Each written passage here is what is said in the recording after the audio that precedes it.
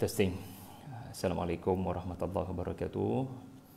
Alhamdulillahi rabbil alamin wassalatu wassalamu ala rasulillahi wa ala alihi wa sahbihi wa barik wa sallim.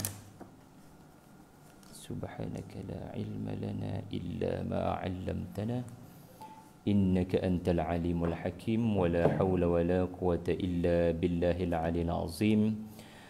اللهم ارحمنا بالقرآن واجعله لنا إماما ونورا وهدى ورحمة. Aziz Zakaria, Assalamualaikum. Nur Syam Syamsuddin, boleh komen tak?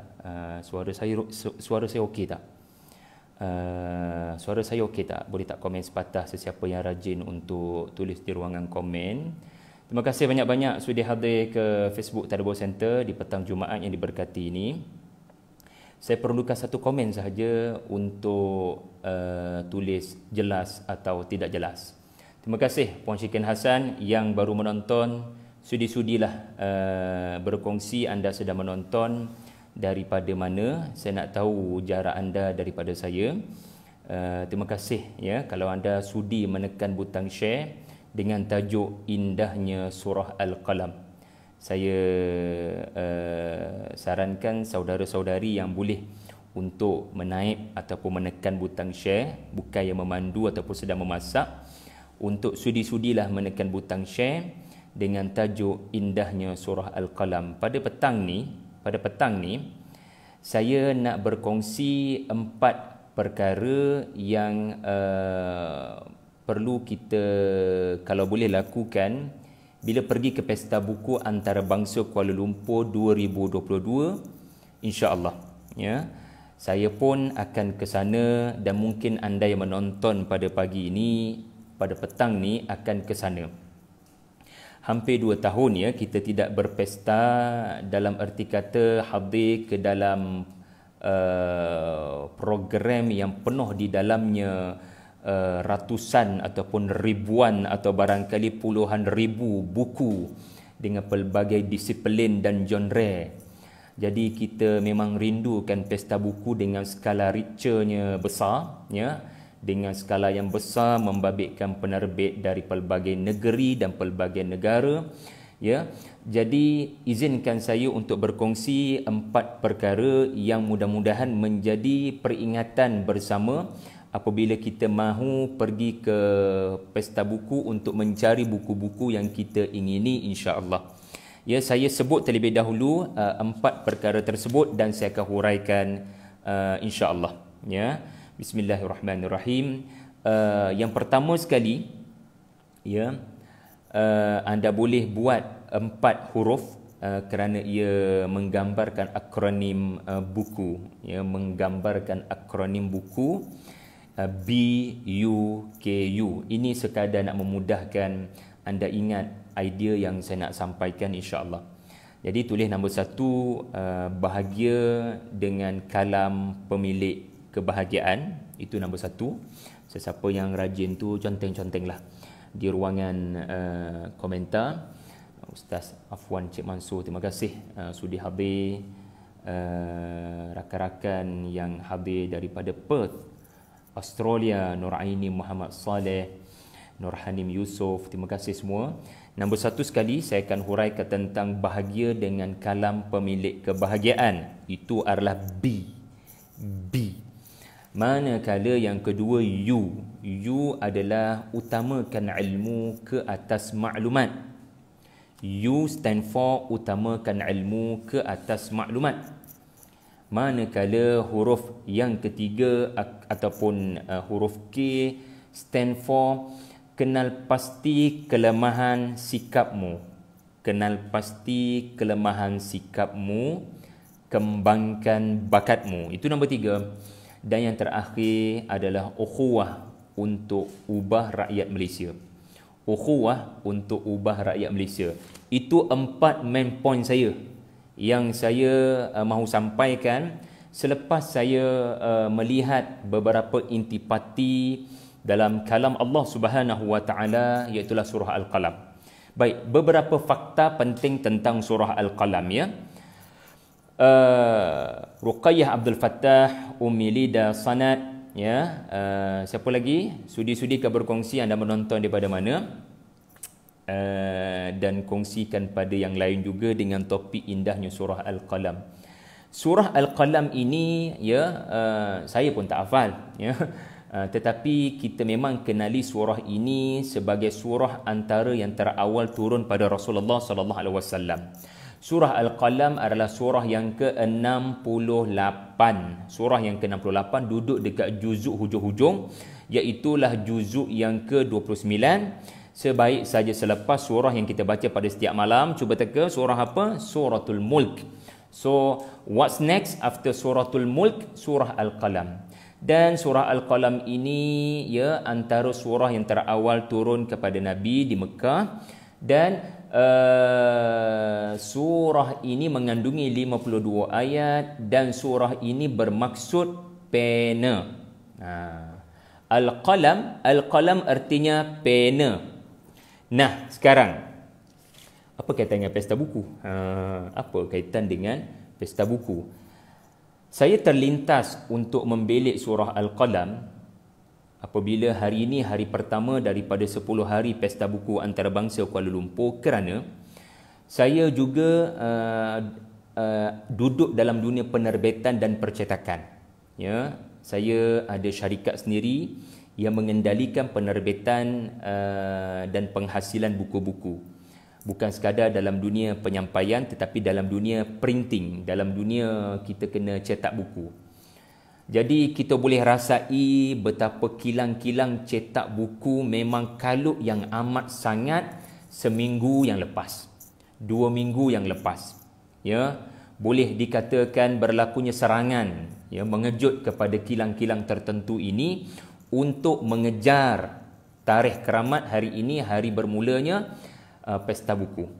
Sebab apa makna pesta buku kalau tidak ada buku-buku yang baru-baru? Jadi kadang kita mahu orang ramai datang ke booth kita kerana kita ada tawaran buku-buku yang baru. Mereka suka jadi orang yang pertama sekali dapat bau buku yang baru, dapat selfie dengan buku yang baru. Jadi Al-Qalam adalah tulisan. Nanti saya akan bawa tafsiran kepada ayat yang pertama. So, ini adalah pesta buku di mana kita akan membaca hasil-hasil kalam pena, hasil-hasil tulisan orang lain, pemikiran orang lain. Wama yasturun, dan apa yang tertulis, apa yang dihasilkan daripada buah fikiran. So, pena dan apa yang tertulis membabitkan kertas dan dakwat. Jadi banyak dakwat tumpah seminggu 2 ini. Banyak kertas dikeluarkan seminggu 2 ini. Maka dia betul-betul mengingatkan satu-satunya surah yang menyebut tentang pena dan apa yang ditulis, yang dalam bahasa hari ini kita boleh bawakan namanya seperti printing, kerana kita mencetak apa yang ditulis, kita perbetulkan rupa paras tulisan. Jadi surah Al-Qalam. Nah, sekarang saya tidak mahu ambil banyak masa anda. Saya nak terus pergi kepada bagaimana surah Al-Qalam mendidik kita untuk benar-benar memberi makna kepada pesta BUKU, buku. Okey. Pertama sekali, huruf B, bahagia dengan kalam pemilik kebahagiaan. Pergilah ke pesta buku, tuan-puan yang saya hormati sekalian, seperti orang yang sakit memerlukan ubat. Dia sangat mahu cari apakah karya-karya yang boleh untuk membawa dia kepada kebahagiaan yang sebenar. Dia sudah kehilangan arah tuju kehidupan, sehingga dia tenggelam, timbul, tenggelam, timbul, tenggelam lebih banyak, jatuh, bangun, jatuh lebih banyak, susah nak bangkit balik. Sehingga seseorang itu barangkali tertanya-tanya, kenapa asyik terjadi pada saya? Tuhan, bantu saya. Poin saya adalah, di sebalik kita pergi pesta buku, nak cari buku-buku kegemaran kita, jangan lupa cari buku yang boleh memberi kepada kita kebahagiaan yang hakiki, iaitulah buku-buku yang menghuraikan kalam pemilik bahagia, yang menghuraikan kalam Tuhan. Tolonglah, jangan kita terlupa untuk mengisi agama dalam hati dan dalam diri kita. Maka carilah karya-karya yang boleh menemukan kita kepada Tuhan yang memiliki sumber kebahagiaan, khazanah kebahagiaan. Tuhan telah menurunkan kalam yang akan merawat segala bentuk penyakit duka. Dan setiap bicara Tuhan, terkadang kita memerlukan kepada pencerahan, ulasan daripada para ulama. Maka belilah satu dua karya. Di sebalik karya-karya akademik yang tebal-tebal kita duduk buru, di sebalik komik, majalah, novel yang kita buru, pastikan ada satu dua buku yang kita pilih boleh membawa kita kepada sumber bahagia, menerusi ayat-ayat pencipta bahagia, iaitulah Allah Subhanahu wa taala. Saya kata begini kerana ayat yang pertama, Bismillahirrahmanirrahim, surah Al-Qalam, Nun wal qalami wama yasturun. Huruf Nun, demi pena dan apa yang mereka tulis. Tafsiran yang pertama kepada ayat ini adalah merujuk kepada pena dan mereka yang menulis Al-Quran di langit. Kiramin bararah, para malaikat. Allah Subhanahu wa taala membacakan kalamnya, lalu ditulis, lalu diturunkan oleh Jibril alaihi salam Al-Quran. Maka tafsiran yang pertama ini adalah merujuk kepada Al-Qalam yang para malaikat telah memegangnya dan menulisnya, yasturun. Jadi kerana kita mengambil tafsiran yang pertama ini, maka pergilah kepada pesta buku untuk membaca qalam, untuk membaca Al-Quran yang dihuraikan oleh para ulama yang berusaha gigih untuk menjelaskan di mana bahagia daripada Al-Quran. Ya, bagaimana membaca Al-Quran boleh memberi bahagia. Semua orang boleh kata begitu, tetapi sulit kalau tidak menerusi pencerahan, bantuan daripada para ulama, para asatizah yang telah bertadabbur dengan Al-Quran dan berkongsi dalam bentuk tulisan-tulisan. Dapatkanlah di penerbit-penerbit, di bus-bus yang memang ada ditulis karya-karya para ulama menghuraikan bahagia, menerusi kalam pencipta bahagia, penurun Al-Quran Allah Subhanahu wa taala. Ramlah Rashid, waalaikumsalam. Rohaya Yaakob, Nurliza Desa, jauh akak daripada Penang sana. Hasnah MJ, ya, kadang buat live ni mempertemukan kita pada pelajar-pelajar yang lama kita tak bertemu sebelum ni. Ya, saya pula jarang live, ya, mohon maaf. Dan inilah peluang untuk kembali bersama dengan anda semua. Salmiah Ismail daripada Shah Alam, Ruqayyah Abdul Fattah, ya, ini yang paling jauh ni daripada Bangi Avenue. Ya, dan semua yang hadir, jangan lupa untuk kongsikan anda menonton daripada mana, dan sudilah tekan butang share dengan tajuk indahnya surah Al-Qalam, pesan-pesan sebelum ke pesta buku antarabangsa Kuala Lumpur. Okey, nombor 2, saya cuba bataskan pembentangan saya dalam 30 minit. Saya cuba tamat jam 3.05 insya-Allah. Yang kedua, You apa tadi tuan-tuan, ingat lagi? Tak ada lagi yang sudi kongsikan akronim saya tadi. Sesiapa yang boleh tulis, tuliskan. Utamakan ilmu ke atas maklumat. Bila kita mencari buku, antara yang penting kita kena pertimbangkan adalah mengambil ilmu dari orangnya, dari sumbernya yang sahih, mengambil ilmu dari orang yang menulis dengan penuh rasa bertanggungjawab. Bukanlah maksud saya kita kena cari buku akademik. Tidak. Maksud saya, hatta novel sekalipun, ramai rakan-rakan saya, bahkan yang menulis komik tanpa menyebut syarikat mana, mereka tulis, mereka lukis dengan penuh kreativiti dan rasa tanggungjawab nak didik masyarakat.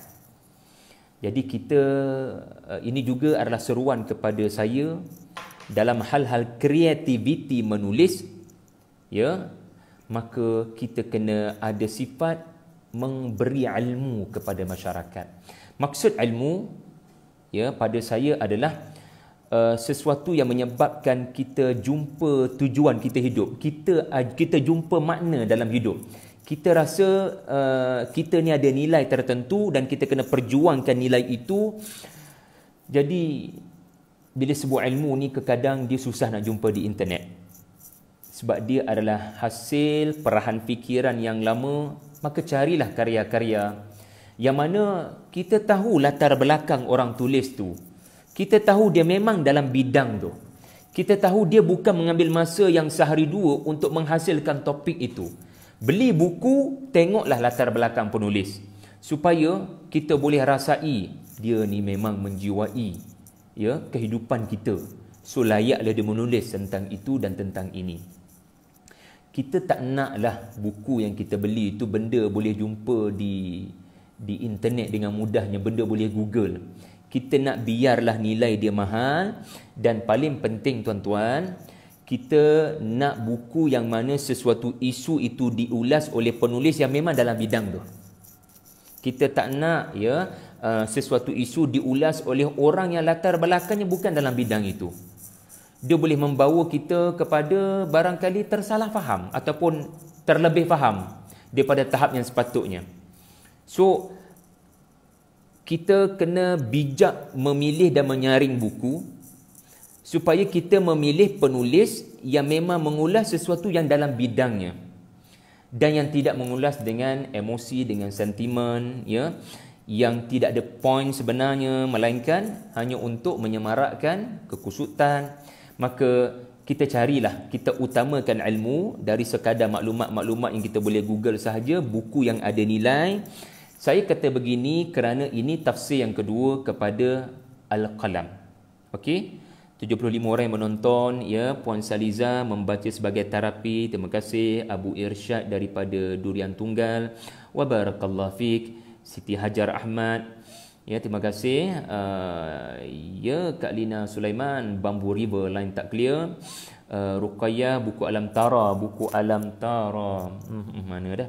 Buku Alam Tara dah ada ke di pesta buku? Saya cuba jawab kalau sempat.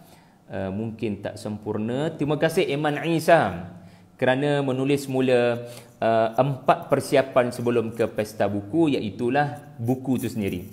Baik. Tafsiran yang kedua kepada ayat yang pertama bila kita baca tafsir, bila kita baca kitab-kitab tafsir, ia adalah merujuk kepada ilmu itu sendiri. Al-Qalam wa ma yasturun itu merujuk kepada ilmu itu sendiri. Sebagai contoh, Al-Hafiz Ibnu Kathir mentafsirkan Al-Qalam itu dengan surah Al-Alaq, Iqra wa rabbukal akram alladhi 'allama bil qalam. Bacalah dengan Tuhan yang Maha Pemurah yang mengajar manusia dengan Al-Qalam. Tadi Al-Qalam adalah Al-Quran. Tetapi Al-Qalam tidak hanya terbatas kepada Al-Quran. Al-Qalam itu juga adalah apa yang ditulis oleh fikiran manusia, intellectual capacity, yang mencerdikkan manusia, yang membawa manusia kepada kecerdikan, kebijaksanaan, kepintaran, sains dan teknologi. Jadi wal qalami, pena yang menulis, yang memindahkan ilmu dari satu zaman ke satu zaman. Wama yasturun, dan aktiviti-aktiviti yang membabitkan penulis-penulis ini, itu adalah represent Iqra. Iqra, suasana ilmu. Jadi sebab itulah bila ada suasana ilmu, maka kita akan menyaring dan memilih buku-buku yang benar-benar menitik beratkan hal-hal ilmu dan bukan sekadar memberi sesuatu yang boleh disembangkan di kedai kopi sahaja. Kita nak supaya buku itu adalah sesuatu yang memberikan kita makanan, ya, yang mengenyangkan dan berkhasiat untuk stamina kita hidup dengan lebih berkualiti. Itu nombor 2 tuan-tuan. Dan yang seterusnya, Nolia Haji Bujang Mansur suka baca buku yang bermanfaat. Aluzam Muhammad Said, benar, kita hubungkan maksud Al-Qalam dengan surah Al-Alaq. Ummu Afiyah daripada Singapura, Nur Hasimah Idris, terima kasih semua. Kemudian kita pergi kepada huruf yang ketiga, K. Tuan-tuan, K ini adalah cari buku yang kenal pasti kelemahanmu, khususnya selepas pandemik. Okey, 2 tahun kita duduk dalam dunia pandemik dan saya pun ada baca serba sedikit implikasi ataupun side effect khususnya kepada anak-anak kita yang PDPR setahun lebih baru-baru ini. Dan kita sendiri selaku ibu bapa kepada anak-anak ini yang 2 tahun barangkali work from home ataupun stay at home, memang ada side effect daripada pandemik ini. Antara side effectnya adalah kita menjadi orang yang addicted, ketagih kepada gadget, dan memang seorang yang tidak perasan, tidak sedar, dia sangat lama masa dengan screen time. Dia amat banyak masa dengan media sosial. Dia masuk dalam TikTok, dia tak tahu nak keluar kot celah mana. Ia terlalu amat melalaikan. Lalu kesan dia adalah kita jadi hilang bakat-bakat kemanusiaan. Kita jadi orang yang malah bersembang orang. Ya, lihat saja hari raya baru-baru ni, ya, anak-anak kita semasa rumah terbuka ataupun anak-anak kita masa balik ke kampung.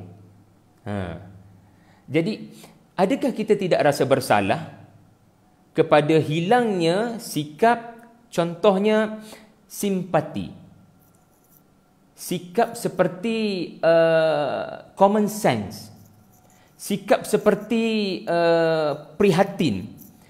Jadi kalaulah ya kita tahu apa orang kata tentang karakter kita, kalaulah orang tahu, orang beritahu kita punya kelemahan dalam aspek perangai, akhlak dan sikap, saya rasa kita akan cari buku-buku yang menyentuh tentang seni komunikasi suami isteri. Saya rasa kita akan cari buku-buku tentang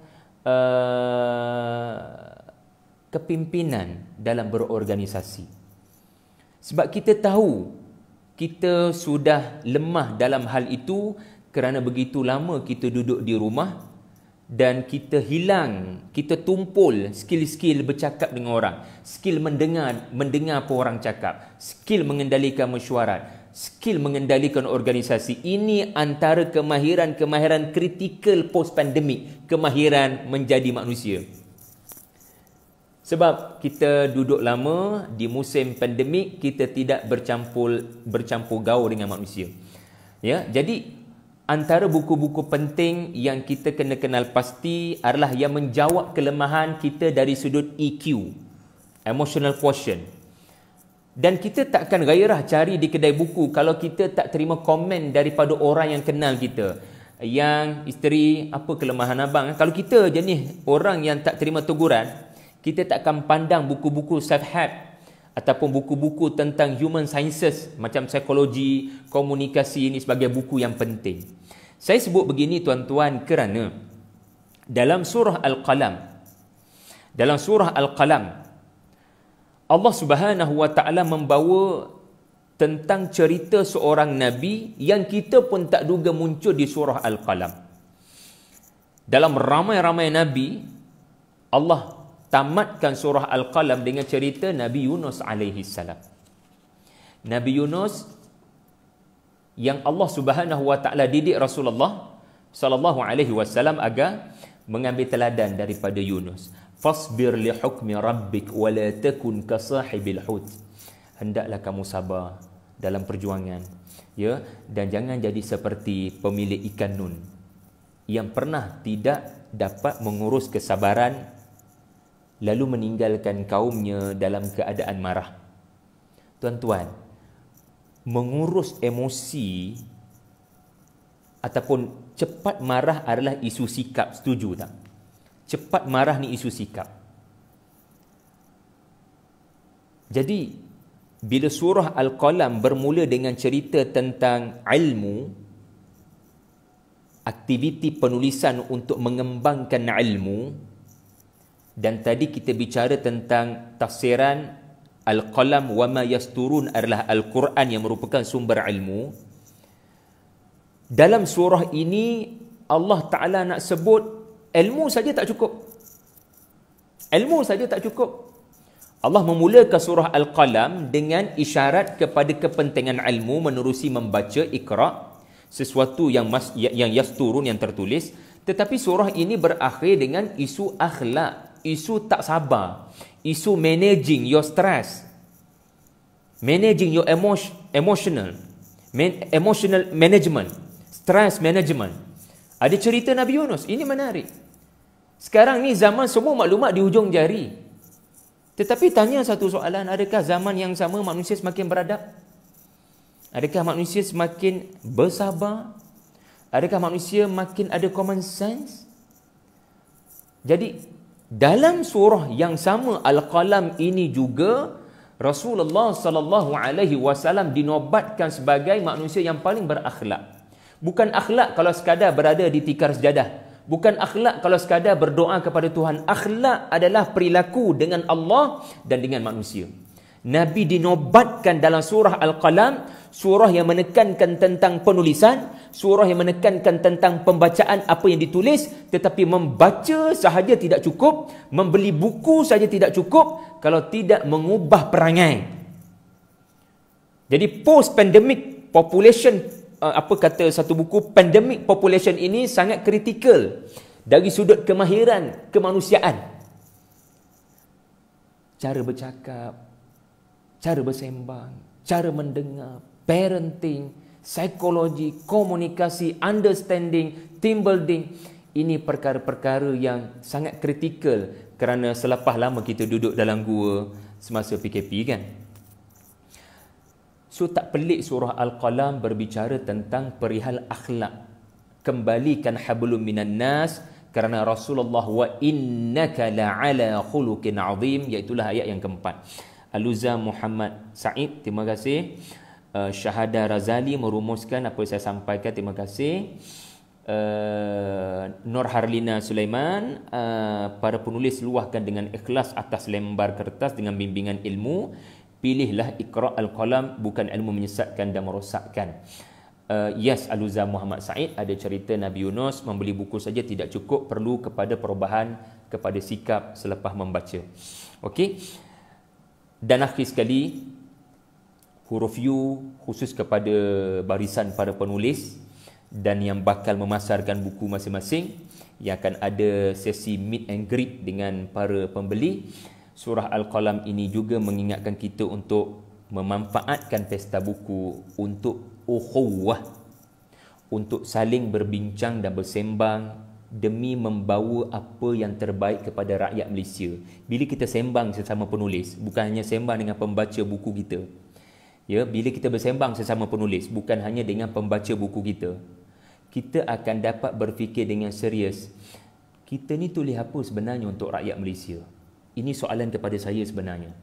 Orang ambil manfaat tak daripada tulisan kita untuk membawa negara dan negeri ini kepada masyarakat yang baik-baik? Yang kita risau, buku kita tulis tidak, kita risau buku yang kita tulis ini tidak membantu melahirkan masyarakat yang cakapnya lebih baik, budi pekertinya lebih baik. Kita kena lihat realiti dan kita kena lihat buku kita tulis. Dalam apa jua yang kita hasilkan, biarlah akhirnya berkesudahan dengan rakyat Malaysia tahu yang mereka mesti jadi orang yang lebih baik. Saya sebut begini kerana menarik tuan-tuan, kalau tuan-tuan kaji kalimah Al-Qalam. Saya nak tutup dah ni dengan sesuatu yang menarik. Al-Qalam, kalau kita rujuk dari sudut maqayis al-lughah, ya, anda boleh baca kitab yang mengupas tentang rahsia nama surah ini, min dalalati asma'i suwar fil Quranil Karim. Penulis menyatakan qalama adalah satu alat yang digunakan untuk menajamkan kayu pena ataupun pena zaman Arab ataupun zaman dahulu.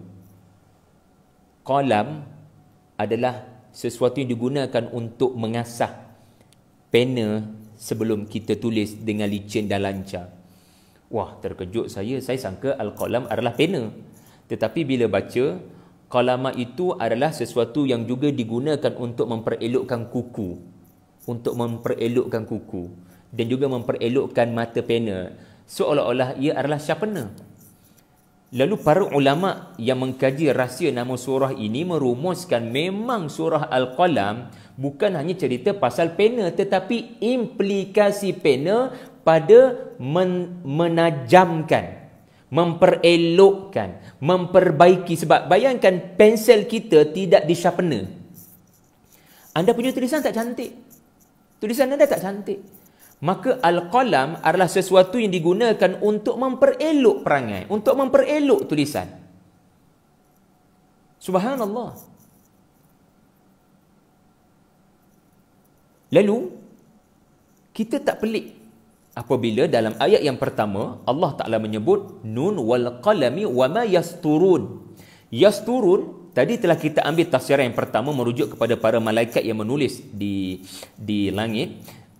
Tetapi ada juga makna yang umum, iaitulah aktiviti ramai-ramai menulis. Sebab yasturun itu fi'lun mudhari' jama' mudzakkar salim. Maksudnya aktiviti berkumpulan, menulis beramai-ramai. Maka saya memahaminya dari sudut tadabbur adalah, ini kalau kita ambil dari sudut tafsir yang kedua yang kita sebutkan tadi, isyarat kepada ilmu, mengaitkan Al-Qalam dengan surah Al-Alaq yang juga menyebut Al-Qalam, iaitulah keilmuan, aktiviti keilmuan yang dilakukan oleh para penulis ni, para pendidik masyarakat ni. Wama yasturun, berlakunya perkumpulan, perbincangan antara penulis-penulis ini sesuatu. So bukan seorang tulis, tetapi ramai-ramai tulis. Maka saya membayangkan apa yang sepatutnya berlaku adalah bukan sekadar kita beritahu kita tulis buku apa, kenapa kita tulis, tetapi perbincangan sesama para penulis untuk sharpener.